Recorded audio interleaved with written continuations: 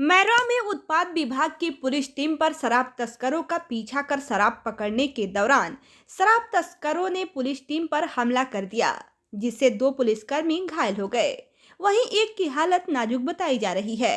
घटना मैरवा थाना क्षेत्र के मैदानिया और डोमडीह के बीच का बताया जा रहा है।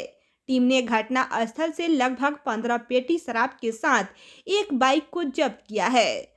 सूचना पर पहुंचे उत्पाद विभाग की टीम ने आनन फान में घायल पुलिसकर्मियों को रेफरल अस्पताल में इलाज के लिए भर्ती कराया, जहां एक पुलिसकर्मी को पैर में गंभीर चोट लगने के बाद चिकित्सकों ने प्राथमिक उपचार कर सिवान सदर अस्पताल रेफर कर दिया।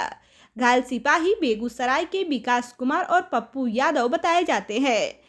घायल सिपाही ने बताया कि यूपी से एक बाइक से 2 शराब तस्कर बोरा में भरकर शराब की कार्टून ले जा रहे थे।